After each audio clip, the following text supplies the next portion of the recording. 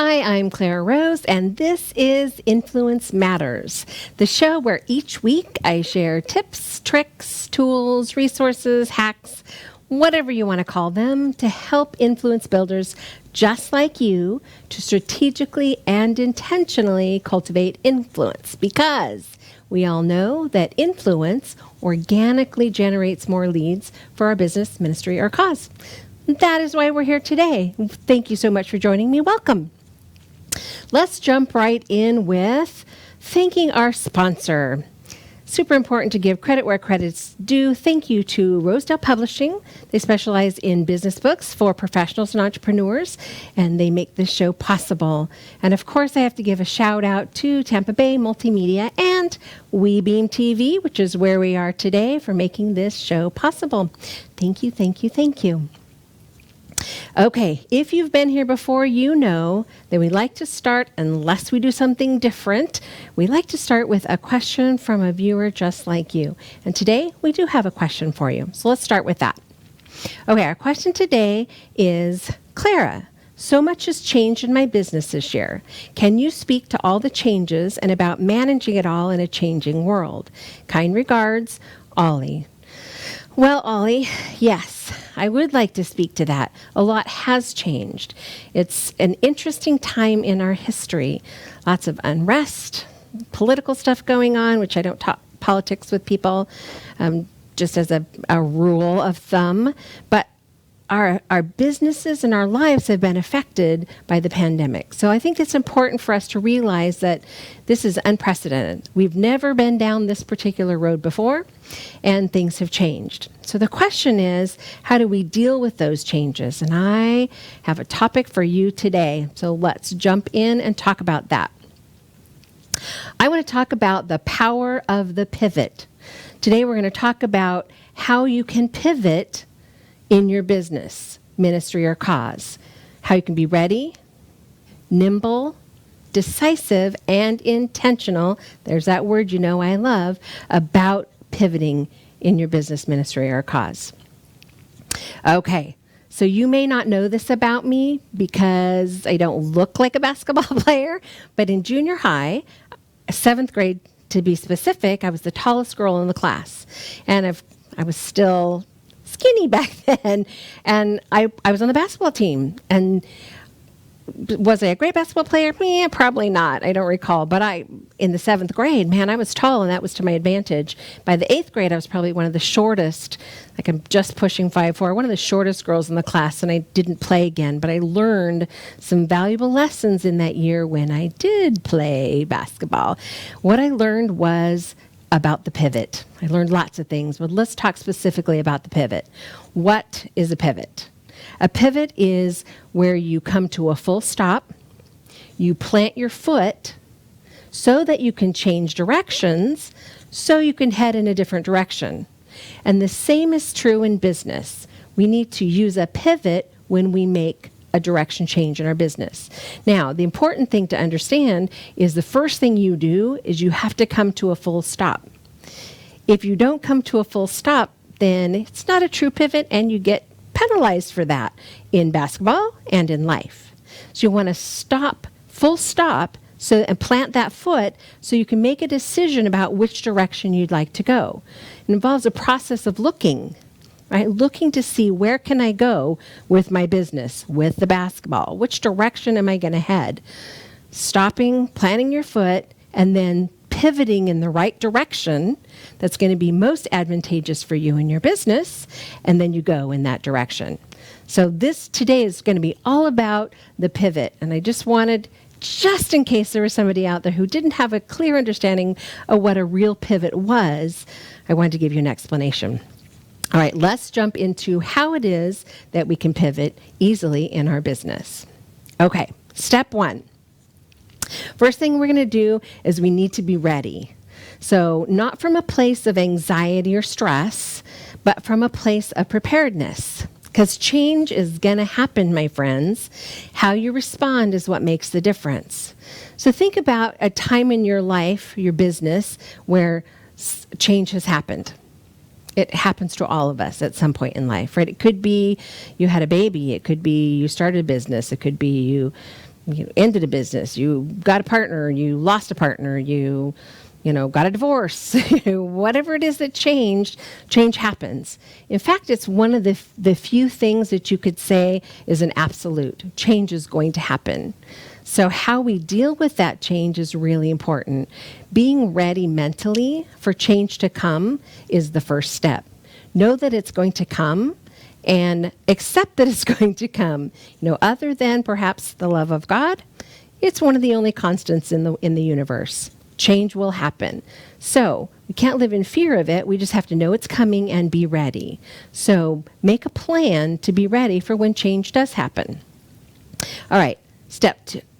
Oh, it's going to move on to step 2, but I don't want to forget to say this. Let's tweet really quick. Hop on over to Twitter and tweet this out. Change will happen. How you respond will make the difference. Of course, if you haven't connected with me before, you can find me on Twitter at Clara Rose Chat. So hop on over there and tweet out a savvy tweet. People will think you're brilliant. Okay, let's move on. So the next step after being ready is to be nimble. Right? What does it mean to be nimble? That just means that we can make quick decisions, quick changes without it being cumbersome. Companies are people that can change direction quickly. They always have an advantage. Don't get bogged down in the decision-making process. Now, unfortunately, I've seen this too many times where people don't have a process in place to negotiate change or to navigate change, if you will, because we know it's coming, but if you don't have a plan to navigate it, you can get stuck. Some people call that analysis paralysis. Some people call, whatever you want to label it. It's easy to get stuck in the details. So having a plan to be nimble before you get started is really important. Now, what might that look like? Well, it could look like that you have a written plan for change. It might be that you have written processes in place so that you can have something to refer to when you need to make a change. For me, it's all about strategy. That's one of my favorite words. Strategy and influence, probably my 2 favorite words. Having a strategy for when change comes and you need to change directions, you need to pivot. Having things in writing helps me to navigate all of my business pieces, not just change. In fact, I love the whiteboard or, the board on the wall with all the sticky notes on it. I love the sticky notes because you can color coordinate them and then group them together by things that are relevant. That's maybe a little too nerdy for you. A whiteboard will do. But also there's some wonderful software programs that you can get that will help you to mind map and keep track of all those moving pieces. The bottom line is just have a plan to be nimble so that you can move quickly because change will happen. Okay, let's move on. Be decisive. Now, this is a tough one for a lot of people. Watch out for analysis paralysis, of course, when you're making your decisions, but you don't want your competition to beat you to the punch, right? So you want to have a strategy and plan in place. As a matter of fact, that's my pro tip for you. Have a strategy and a plan in place for when change happens. It's coming, so prepare for it and plan for it. It sounds like I'm beating a dead horse, doesn't it? Which is a terrible saying, but it sounds like I'm saying that over and over, but I can't emphasize enough the importance of having a plan in place to help you be decisive. If you need to have 10 board meetings and put together a focus group, and if you have this huge, long process for making change, that's not being nimble. And you can't be decisive if you can't move quickly. Get your act together, make some decisions, and then do it. You can't waffle. You can't head 5 directions at once. Decide where you're going and go. So that you go back to the basketball analogy, that's the go part we're talking about, right? You've stopped, planted your foot, see where I am, and then you're going to look around. But once you've chosen your new direction, just go. Head in that direction. Don't get stuck in that spot. That's not good for anybody. All right, let's move on. So be intentional is the next step. What do I mean by be intentional? I just mean having a strategic and intentional place where you can pivot in your business. If you want to be successful, you're going to need to strategically and intentionally pivot. This is no time to panic, and cool heads will definitely prevail. Strategic and intentional, of course, is a couple of my favorite words for a reason. They help guide my business and the decisions that I make. All of my business is very strategic, and all the decisions that I make are intentional. So you want to be intentional as well as you move forward. Okay, we're moving through this really quickly, so I hope I'm not missing anything good, but I do want to stop for just a second and give you some friendly advice. So my friendly advice to you today would be, change in any area of our life will affect all areas of our life. So learn to embrace the value of change. It can be a fresh start or a new beginning, or it could even be an exciting new adventure.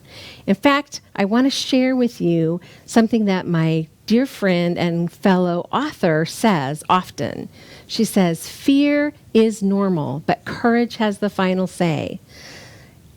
That's every time she says that, I'm thinking, yes, fear is normal. We all move through life with a little bit of fear about the things that we do, but courage has the final say. If you have spent the time being strategic and intentional about your plan, about your pivot in your business, then there isn't any need to fear. Stop, plant your foot so you can look around and see where it is that I am right now. Find a direction, point yourself in that direction, and then simply go. It's that simple. Nothing to be scared of, but sometimes it just takes a little courage, and Amy Debrick says that so beautifully. She actually has a book coming out that I can't wait for you to read, and it's all about that. Fear is normal. Remember her name, but courage has the final say. Be watching for her book. As it comes out, I'm going to be talking more about it. Okay, so let's just recap, shall we? Are you ready? Are you ready for change to come? You know that it's going to come. You know that it's going to happen. Are you ready? Do you have ways that you can be nimble? If you don't, now is the time to sit down and think about, how can I be nimble? How can I change quickly? So something you might not have thought about is having a written vision and mission statement. I'm often surprised by how many people who don't actually have one of those in their business. If you're a large corporation, you may well have that in place at the corporate level. If you're a small infopreneur or a mompreneur or just a small entrepreneur, you may not have taken the time to sit down and figure out, what is my vision for my company? What is my mission? Now, those are two different things. You might not realize that, but your vision and your mission statement are two different things. Here's how you know the difference. Your mission statement is what you're on a mission to do. What is your intent? My mission in my business is to help entrepreneurs or professionals to strategically and intentionally cultivate their influence, because I want to help them to grow their influence, because it's going to lead to leads for their business, ministry, or cause. So that's my mission. I'm on a mission to help them. And I have a process in place to help them do that. Help them write, speak, or lead. And you'll see that in my logo, write, speak, lead. Because those are the tools that we're going to use to help them. So it's my mission to help them in that way. So you need to decide, what is your mission? What are you on a mission to do? Sit down and spend some time getting clear on that, because when it's time to pivot, that's going to be something you're going to look at and say, if I pivot in that direction, or I pivot in that direction, or this direction, does that still keep me in line with my mission? And then, of course, vision being a totally different thing. A vision is, where do you see yourself and your business in the future? Down the road a ways, not today where you live now, what's happening now, but what you want to be somewhere down the road. What does your business look like? If you haven't spent time figuring that out, now's the time to figure that out. Start with the end in mind in your business. Know where you're headed, what you want the future to look like, because I think that's super important. If you're going to be able to pivot in a timely fashion, you have to know where you're headed long term. So those are your 2 homework assignments if you've not done them yet in your business. It's going to be a part of you being ready and a part of you being able to be nimble in decision making. You can't very well stop, look around, and change directions if you don't have an idea of your mission and your vision. So get clear on that. And if you have questions, of course, reach out to me. I'd love to help you with that process. It's super important long term if you're going to thrive. Okay, back to our list. Be decisive. I can't tell you how many times I've seen people who are not decisive about where they're headed. Now, usually at the corporate level, this doesn't happen as much, although sometimes you see it. But in the small entrepreneurs, I see it often. They're headed in one direction, and for whatever reason, things aren't going the way they think that it should go, and so they just zip off in another direction. And that doesn't really work, so they zip off in another direction. Sometimes that's an indication that they probably don't have a clear vision or mission statement, so you don't know what it is that they really do or what they offer or the difference they make in the world around them. Be decisive when you make a decision. Make a decision and then go, right? Plant your foot, pick a new direction, and just go. No waffling about, no indecision. Be decisive about what you're going to do and just do it. And then, of course, being intentional. Being intentional is really just about saying, I'm headed here and I'm doing this and here's why. So there's really a plan from like the 1,000-foot level above your business. It's super easy to get stuck in the muck and the mire of where we are in the everyday, right? The everyday stuff still has to happen. Right? We still have to put out proposals. We still have to deal with clients. We still have to do the stuff that has to be done in our business. Sometimes we need to step back and have a look from out above our business down into what's going on. That's where we get our clear picture of a good direction for us to head. Be intentional in this process if you want to be successful. Pivot and thrive. Actually, I have a book that I'm actually in the middle of working on. I'm super excited for it to come out. Pivot and thrive is like my word of the year. Last year was pivot. This year, my word of the year was thrive. And it's because so much has changed in my business, especially since the pandemic. So much has changed. Change happens. We need to learn to embrace it and pivot quickly so you can continue to thrive. None of us wants to lose our business, right? None of us, and of course, there's been during the shutdown, there wasn't a lot we could do about that, right? We were told to shut down and we just had to shut down. Some of us went to virtual. Did you go to virtual? If you had a business where you were able to do things virtually, that was a huge blessing. For me, that was the case. I could, instead of meeting with clients one-on-one in person, I could easily meet with them virtually. And I'd already been doing it a lot anyway. If you owned a local restaurant, it was tougher for you, right? If you owned a local bar or you owned a local daycare, some of those things were tougher for you and you've had to pivot in different ways. I would love to hear how you pivoted and how you were able to thrive. I'd love to be able to refer to some of those stories when I get my book done. If you have some stories you'd like to share, please send them to me. You can reach out by email at hello@clararose.com. Send me your stories. I'd love to learn how you were able to pivot and thrive in such a difficult and interesting time in our history.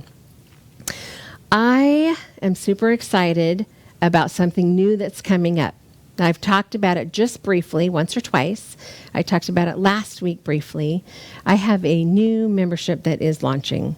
It's completely about influence, and I know if you are one of those people who know that and believe that influence is the answer to generating more leads organically for your business, ministry, or cause, this might be for you. Now, it is for the movers and the shakers, the dreamers, but the doers, the influence builders. We're creating an influencer movement, and we'd like to invite you to join us. If you say, oh my gosh, Clara, that is totally me, I want you to send me an email, once again, to hello@clararose.com and say, yes, I'm in. Please send me the details. Now, I am not going to bombard you with a bazillion emails. As a matter of fact, it'll be a while before you even get the first email, but I promise I will put it on the list for you. Put you on the list, I mean. And then when it's getting ready to roll out, I'll be sending you out emails saying, okay, it's coming.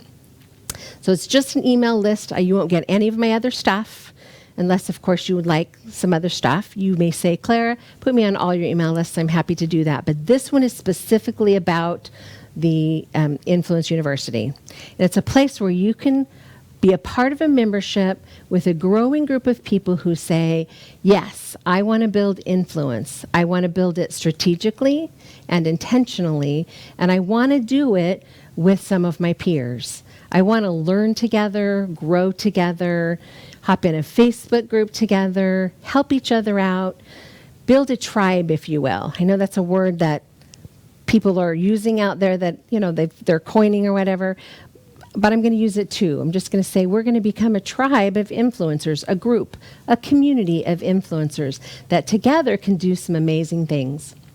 And I want to tell you just quickly how this idea came to be. This came to be about a year ago when I joined a mastermind group. And it was specific to the Kajabi. If you haven't heard of Kajabi, it's an online platform where you can create digital learning tools. Okay, so if you haven't heard of it, it's kind of like a Thinkific or one of those. But Kajabi, I've been using it for a while with my digital courses. And in one of the Kajabi groups, somebody reached out and said, hey, I think we should do a mastermind group, and invited a bunch of people to join. So a bunch of us joined this mastermind group and met for a while weekly. And there was 20, 25 in the beginning. And it's kind of slowly whittled its way down to, there's probably 8 of us that are pretty consistent. It's a lot of commitment to show up every single week and to bring value to others. So whether you're getting any value that week, you're still there to support the rest of them. It's just a free group, free mastermind group. But the relationships that have come from it have been just amazing. As a matter of fact, the book that you guys just saw, if you follow me, just saw come out, 8 Ways to Mind Your Own Business. My co-author was actually from that group. In fact, Debbie was the instigator, the founder of the mastermind group. It was her idea. She said, hey, let's do this, and we joined in. So she is one of them that I built a strong relationship with. She's in the UK, so we work on the time zone thing. But we wrote a book together. And in fact, our ebook is getting ready to come out, and we have a future 3-day intensive that'll happen in January that we're doing together. And all of this came out of a community that came together for another reason. So we have, a wonderful marketer, and we have some different, there's 8 of us, so it's not a huge group, but a great variety of people who have come together to bring value to each other. So that was kind of the birth of the idea, hey, I think that we need a community where fellow influence builders like you and I, wanting to get together, wanting to bring value to each other, can come together and meet. So I'm hopeful to be launching before the end of the year. We'll see what happens. Influence University. So it'll be a place where you can get all of the stuff that you learn every week here by watching the show, and so much more. The little things that you need to know about writing your book, the things you need to know about speaking professionally if you'd like to speak professionally, the things you need to know perhaps about starting up your business if you're in the beginning stages. All those pieces will live in Influence University. And then the added value of it will be that we have a community that will help each other to grow and do some amazing things. I look forward to meeting some of you inside that community. I look forward to making a difference in your business, ministry, or cause. And I look forward to you making a difference in my business, ministry, or cause. So don't miss this opportunity to be a part of something exciting. Once again, send me an email and say, yes, Clara, I'm in. Don't forget to put me on the list, and I will definitely put you on the list.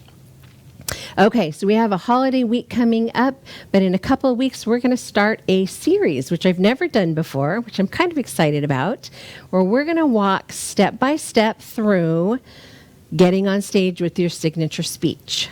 Now, if that's getting on stage is not your bag, I think you still will find value in the creation of that signature speech, because we're going to be pulling together some content that you're going to be able to use in different places in your business. So don't miss that. We'll have 2 or 3 sessions where we talk about creating or crafting your message and your signature speech.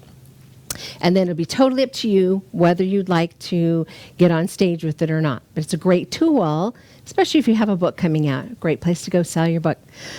Okay, I feel like you've given you so much information. I hope that as you move forward, you will be ready and you will be nimble. You will be decisive and you will be intentional, and you will absolutely make the choice to pivot so that you can thrive in your business. This is a time that we've never seen before. Hopefully we're coming out of it, but now, if you haven't, now is the time to definitely pivot so you can thrive. And then, of course, I am always looking for those questions. Just like Ollie sent me one, please send me your question, and I'd be happy to turn it into an entire show and answer your question right here. Once again, send that to hello@clararose.com, and tell me how you'd like for me to say your name. Could be just your name, could be your business, your company, whatever. I'd like to introduce you to the rest of my followers. Thank you so much. I'll see you next week.